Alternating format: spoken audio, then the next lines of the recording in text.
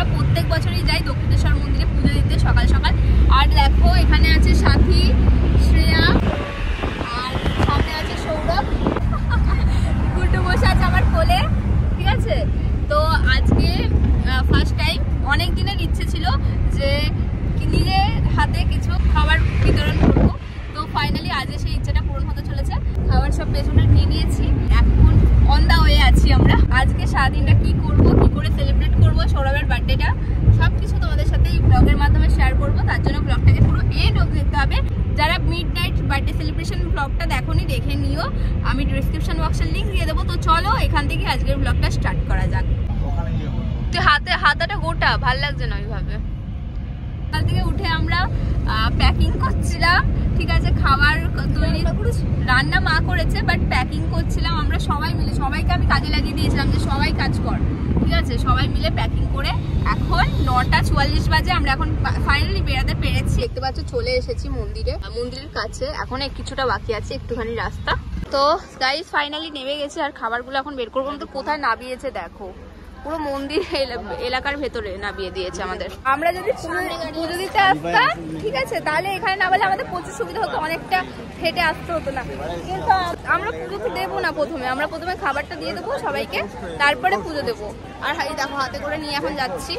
আমি প্রথমে ভাবছিলাম যে ভারী হবে, বই নিয়ে যেতে প্রচুর প্রবলেম হবে, বাট ঠিক আছে, ওকে।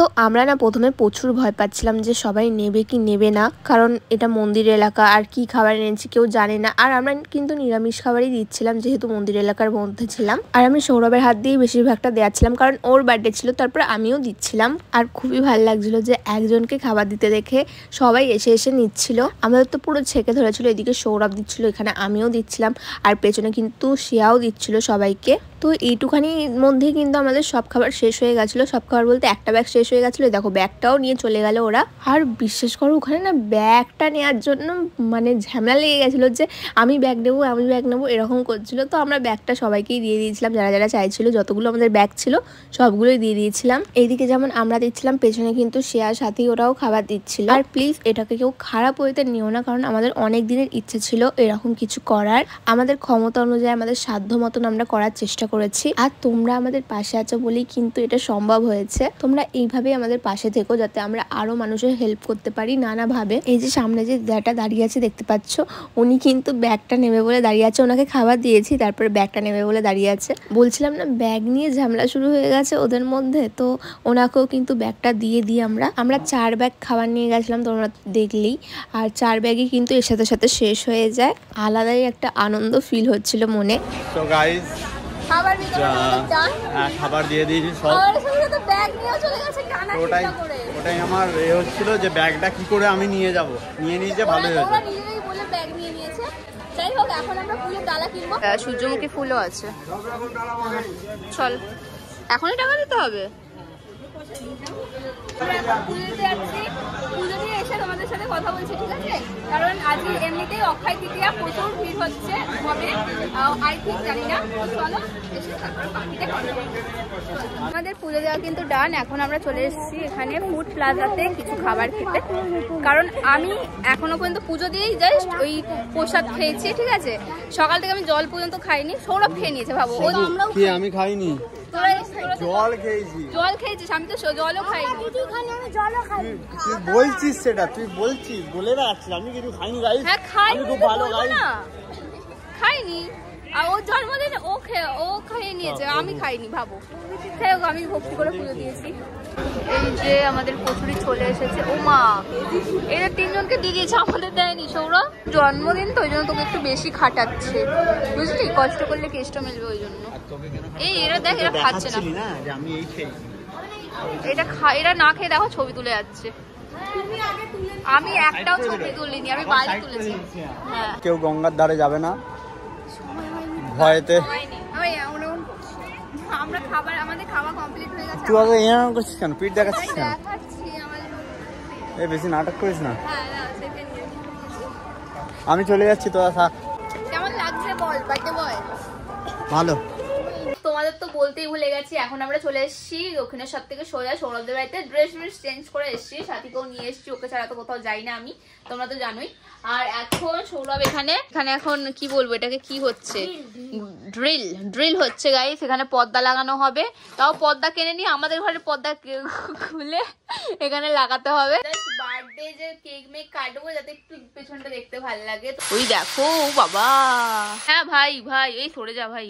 তো সৌরভের ড্রিল করে দেওয়ার পর আমিও কিন্তু পর্দাগুলো লাগিয়ে এখানটা সাজিয়ে দিচ্ছি।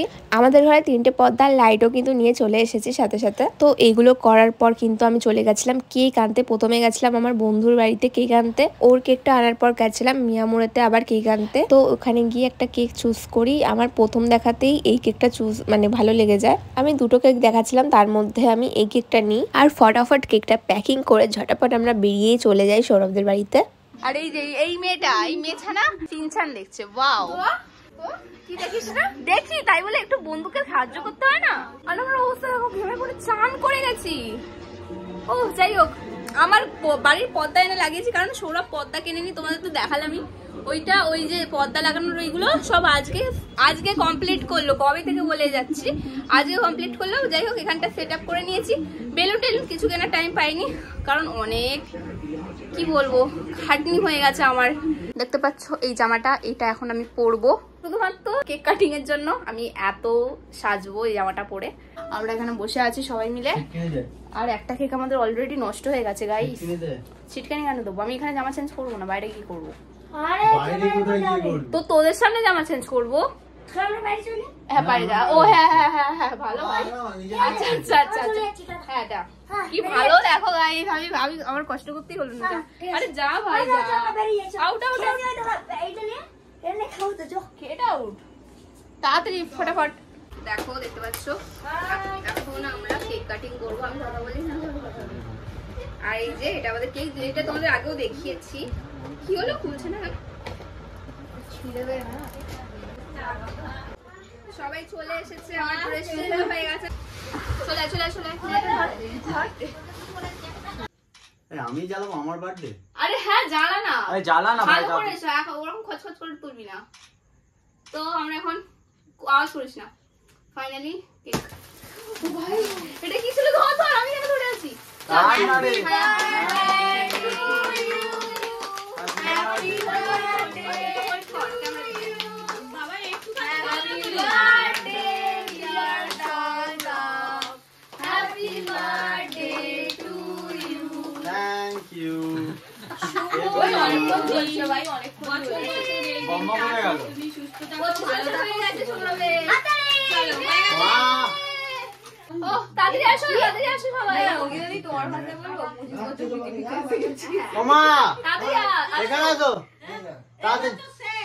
তুমি আসো তো বেশি ভালো ওকে বলে দিয়েছে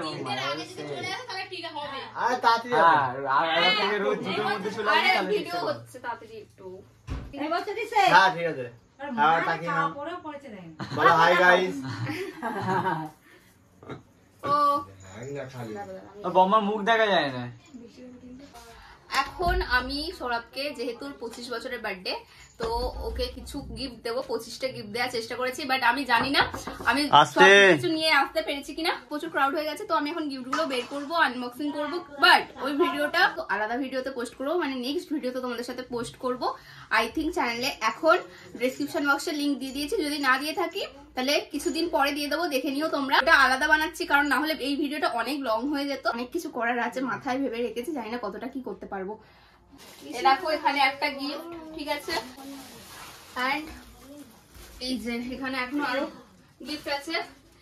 এইগুলো সব এখন আনবক্সিং হবে গাইস। তোমরা যদি দেখতে চাও এইগুলোর মধ্যে কি আছে, তো নেক্সট ভিডিওটা দেখে নিও। এখন এখানে অনেকগুলো আছে। দেখো এত গিফট নিয়ে বসে পড়েছি, এত মানুষ চলে এসেছে এখানে। এন্ড এবার কিন্তু ও এসে জ্বালাবো, তারপরে এ করবো কি বলে আনবক্সিং করবো। এগুলো করবো, এগুলো তো তোমরা আলাদা ভিডিও দেখতে পাবে। গিফট আনবক্সিং সব হয়ে গেছে। আর এই দেখো এতগুলো বেরিয়েছে, এখন অনেকগুলো আছে। দেখো কত কাগজ বেরিয়েছে, গায়ে লাগছে আমার এগুলো ফেলতে, কারণ ওগুলো অনেক টাকা নিয়ে নিয়েছে। আমাদের ট্রিট বিরিয়ানি, আর আমরা কিন্তু আলু বিরিয়ানি খাই, চিকেন খাই না গাইস, বলে দিলাম তোমাদের। কোনটা খাবো? এটা কি আলু না চিকেন? তা ঝোল ওই গ্রেভি দিয়ে খাবো। হ্যাঁ ও চিকেন খায়। কেমন লাগলো পুরো দিনটা? ওর বার্থডেতে না আমার বেশি খাটনি হয় গাইস, বিশ্বাস করো তোমরা। আমার আগে থেকে মেন্টালি ফিজিক্যালি আমি কত যে খাটি। আমাকেও সকালে পাঠিয়েছিস, একবার এদিক পাঠাচ্ছিস, একবার ওদিক পাঠাচ্ছিস। এদিক ওদিক কখন পাঠিয়েছি জানো? ওই খাবার দিতে গেছিলাম যখন, খাবারের বাক্স, কারণ বৃষ্টি হচ্ছিল আগের দিন দেখলে, ওই কিনতে গেছিলাম। তোমার তো আগের ব্লগেও শেয়ার করেছি, কিন্তু কিচ্ছু পাইনি, ওই জন্য সকালবেলা ওকে বললাম বাক্সটা নিয়ে আয়। কেমন লাগলো আজকের দিনটা? খুব সুন্দর লেগেছে আমার, আর ভাবতে পারিনি এরকম ভাবে সেলিব্রেট হবে বলে। আর এবছর আমরা নতুনত্ব ভাবেই সেলিব্রেট করেছি। এটা আমাদের অনেক দিনের ইচ্ছে ছিল। এটা প্লিজ কেউ নেগেটিভ ওয়েতে নিও না, কারণ আমরা আরো লোকের সাহায্য করতে চাই নিজেদের ক্ষমতায়। এখন আমাদের যতটা ক্ষমতা ততটুকু করেছি, আমাদের যখন ক্ষমতা যদি আরো বেশি হয় আমরা আরো বেশি করার চেষ্টা করবো। প্লিজ এটাকে কেউ খারাপ ওয়েতে নিও না। ভিডিওটা করেছি এই জন্যই, মানে খাবার দেওয়ার সময় ভিডিওটা দেখিয়েছি তোমাদের, এই জন্য মোটিভেট হও, তোমরাও আমাদের দেখে মোটিভেট হও। আর তোমরা একটা জিনিস নোটিস করেছো, ওর জন্মদিন কিন্তু 10 তারিখে, আর আমি 10 তারিখে কিন্তু ওর মিডনাইট বার্থডে সেলিব্রেশন ব্লগটা শেয়ার করেছি। মানে ভাবো আমি রাতের বেলা 3টে অবধি পোস্ট করেছি তারপরে, ঠিক আছে? কত খাটি ভাবো। আচ্ছা ঠিক আছে, এখন এন্ড করে চলো এখন এন্ড করছি এই ভিডিওটা। নেক্সট কিন্তু গিফট আনবক্সিং এর ভিডিও আসছে, সেটা দেখতে গেলে অবশ্যই চ্যানেলটাকে সাবস্ক্রাইব করে নিও, যে আমি কি কি গিফট দিয়েছি ওকে। ওকে চলো টাটা। টাটা।